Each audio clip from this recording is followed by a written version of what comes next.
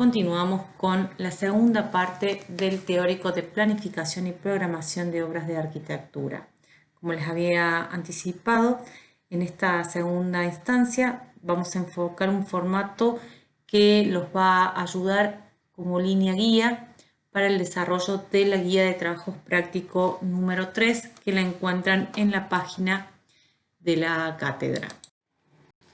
Como anticipamos, el objetivo de la planificación y programación es la correcta gestión de los recursos para lograr la ejecución de la obra en términos de calidad, costo y cumplimientos de plazo. Y lo primero que debemos definir es qué se va a hacer, para lo cual ya disponemos de un legajo detallado de cada parte de la obra. Ahora la tarea es saber cómo organizar esa información para poder llevar adelante un plan de tareas. La forma más lógica es dividir la evolución de la obra en etapas. Acá, como podrán ver, ya establecemos un modelo que podría ser utilizado como base para iniciar esta planificación, la cual será adaptada a las particularidades de cada obra. Estas etapas responden a un proceso lineal, el cual, dependiendo de la aceleración de la obra, va a generar dependencias. Estas dependencias generarán superposiciones de etapas, las cuales deberán ser pensadas en forma ordenada a los fines de garantizar la correcta calidad de la concreción del objetivo.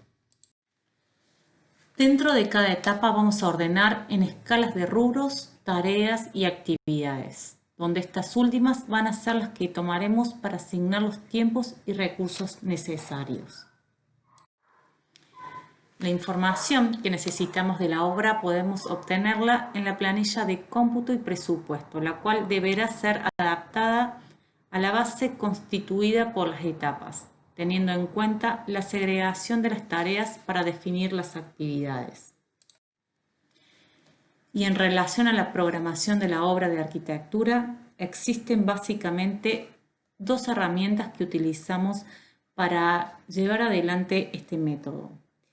Por un lado, utilizamos el diagrama de Gantt, el cual está basado en un gráfico de barras superpuesto a un calendario, generando una grilla que nos permite visualizar la duración de las tareas y desde el inicio hasta la finalización y las interrelaciones entre ellas. La lectura es ordenada y clara. Lo que tiene de desventaja es que no nos muestra en primera instancia lo que es el recorrido del camino crítico. Por otro lado, tenemos otra de las herramientas utilizadas para la programación, que es el diagrama sagital, llamado diagrama de redes PERT o CPM. Este diagrama está basado en un esquema de redes, el cual se compone por la vinculación de las tareas en forma esquemática. Esto se desarrolla de manera más manual y ordenada. Las tareas nos van permitiendo visualizarlas relacionadas, conectadas a través de flechas, y en el momento en que se van vinculando podemos obtener claramente cuál es el recorrido del camino crítico. Cuando hablamos de camino crítico, en realidad son tareas críticas, las cuales son las que se remarcan dentro de esta planificación, ya que las mismas son aquellas que no disponen de un margen de demora. Y a este margen de demora lo denominamos a ese tiempo que transcurre entre la terminación de una tarea lo antes posible y su finalización lo más tarde que se pueda. Por lo tanto, este camino crítico es el que nos condiciona la duración de la obra. Comienza con la primera tarea y se va vinculando hasta el final del diagrama. Por lo cual, si necesitamos modificar los plazos de intervención, seguramente serán en estas tareas. Con lo cual, si el retraso se realiza en una de estas, repercutirá claramente en el plazo final de la obra. En el desarrollo del trabajo práctico vamos a utilizar el programa de Microsoft Project, el cual será explicado en una clase específica. Pero para la utilización de este programa, inicialmente vamos a necesitar una previa información que será elaborada. ¿Y cómo organizamos esta planificación? Bien, lo primero que vamos a necesitar es disponer de la información obtenida del legajo y el cómputo de obra para completar la planilla de tareas. Ahí pueden visualizar un modelo de planilla a implementar, la cual dispone de una primera columna donde estará listado el orden antes explicado de etapas, rubros, tareas y actividades. La segunda de las columnas requiere la asignación de tiempos de duración. Y en función de estos tiempos de duración, primero que nada, merecen la consideración anticipada de las condicionantes que nos permiten tomar decisiones respecto de la disposición de los recursos de acuerdo a cada proyecto en particular. Y en este sentido, es importante tener en cuenta, previo a la planificación, comprender la densidad de los trabajadores de cada tarea, es decir, evitar la concentración de los trabajadores a los fines de disponer de la espacialidad necesaria para la realización de la misma. Tener en cuenta también la rotación del personal. La rotación eleva costos, afecta la calidad y métodos utilizados. Y por último, tener en cuenta también el incremento de la repetición de las actividades. Esto es algo que se recomienda, dada que la organización en función a las especialidades aplicadas a las tareas ayuda a mejorar la definición y la calidad de la obra ejecutada. Y en función de esto podemos luego estimar el cálculo de la duración de los tiempos de cada tarea. Esto tiene que ver con la demora de un operario trabajando a un ritmo normal bajo condiciones tipificadas, sumado a un suplemento dado por los momentos de descanso, satisfacción de sus necesidades fisiológicas y demoras inevitables. Y existe un tiempo teórico que muestra cuánto tardaría en ejecutarse las tareas con un solo operario.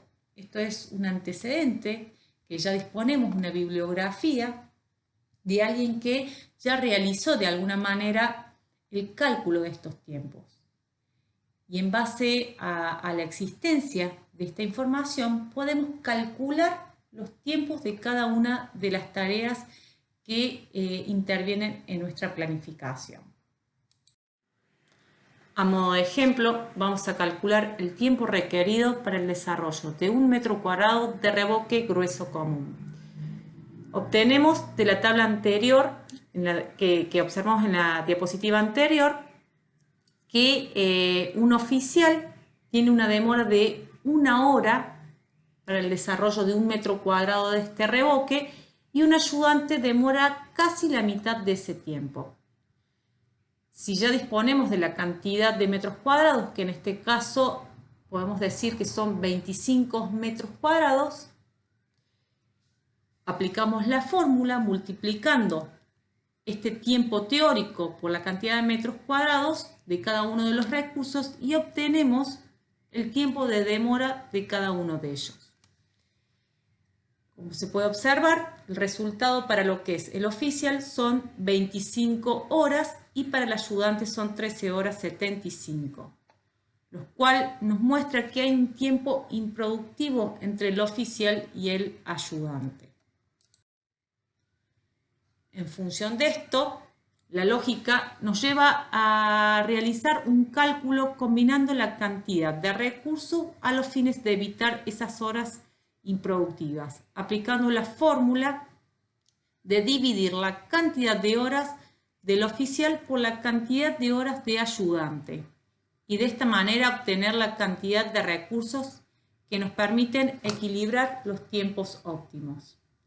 Por ejemplo, acá tenemos aplicada la fórmula y nos da que disponemos de 1,82 oficial, que equivaldría a 2 oficiales y un ayudante. De esta manera logramos combinar los tiempos y de esta manera no tener tiempos improductivos. Otra de las fórmulas que se pueden aplicar es la fórmula de los tiempos a recursos fijos.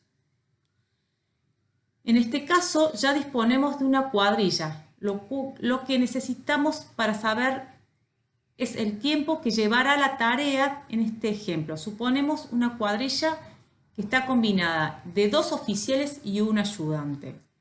La cantidad de metros son 25, los cuales nos multiplicamos por la ejecución de cada metro dividido los recursos, que son 2 oficiales y un ayudante. En este caso nos da 2 valores diferentes, tanto para oficiales como para ayudante, y el que se obtiene para la utilización es el de mayor número, que en este caso será el de ayudante, que es 1375. Y el último de los cálculos es el referido a recursos a tiempo fijo. Es decir, que necesitamos saber la cantidad de recursos que necesitamos para una determinada tarea. Por ejemplo,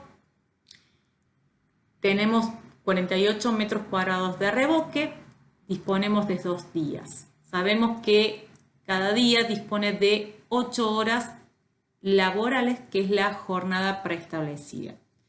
En este sentido, disponemos en total, el tiempo total serán 16 horas, la cantidad de metros 48 y el tiempo de demora para lo que es oficial es 1 hora por metro cuadrado. Aplicando la fórmula, dividiendo los 48 metros cuadrados por los 16 horas oficial, obtenemos que necesitamos 3 oficiales.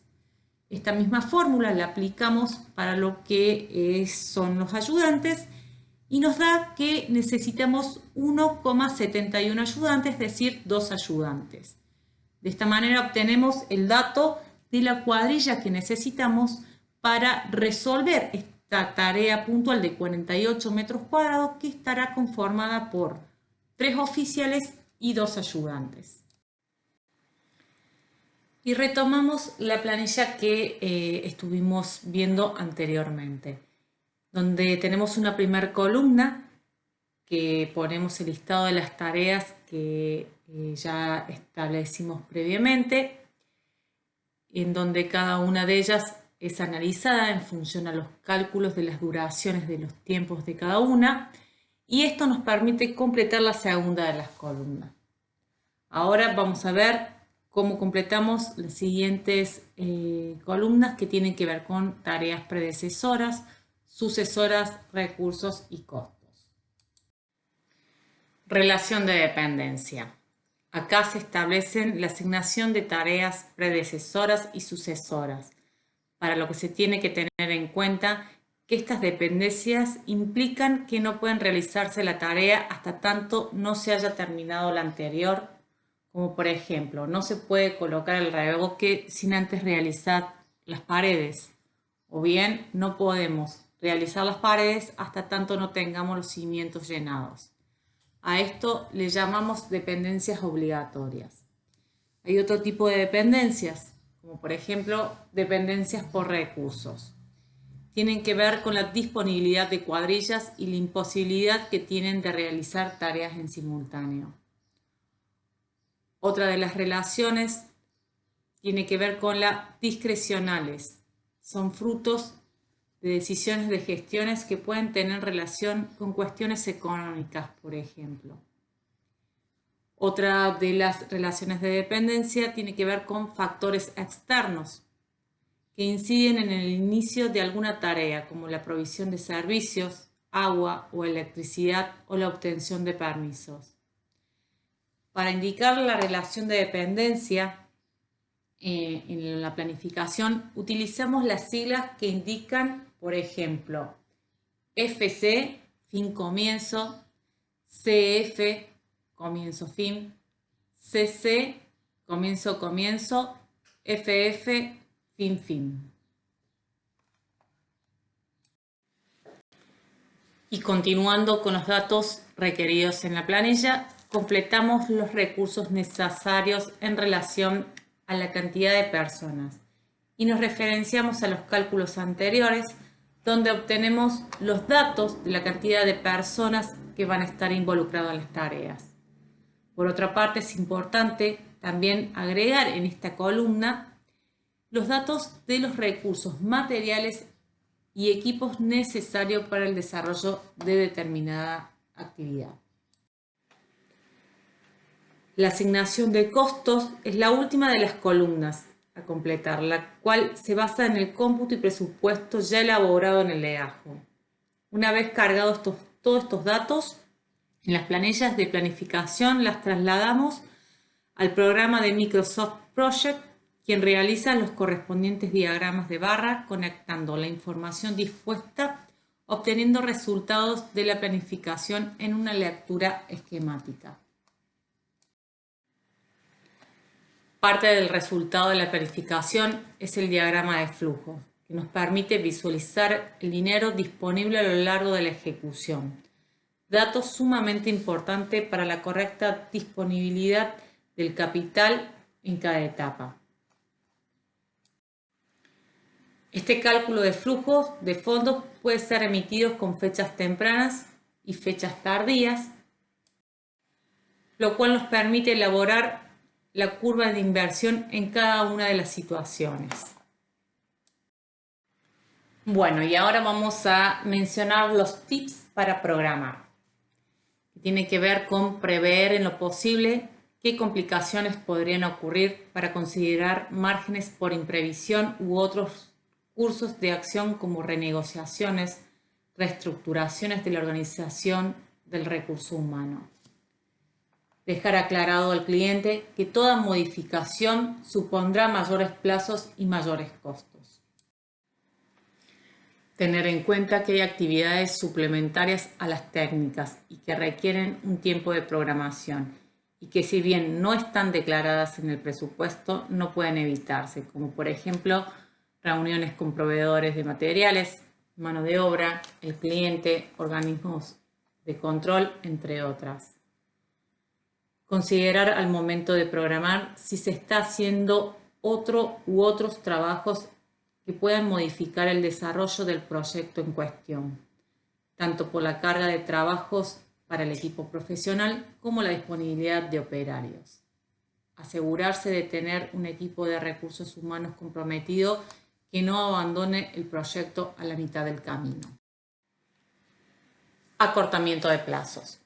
Debido a que por diversas causas la obra puede expandirse en tiempos, el procedimiento más razonable es acortar primero las tareas críticas que produzcan menor incremento en los costos por unidad de tiempo a reducir. Y llegamos a las consideraciones finales, donde decimos que lograr terminar en plazo a los costos y calidad requerida es una tarea compleja que se alimenta de la experiencia constante y es la base para el desempeño profesional exitoso. Con esto llegamos a la finalización del teórico. Muchísimas gracias.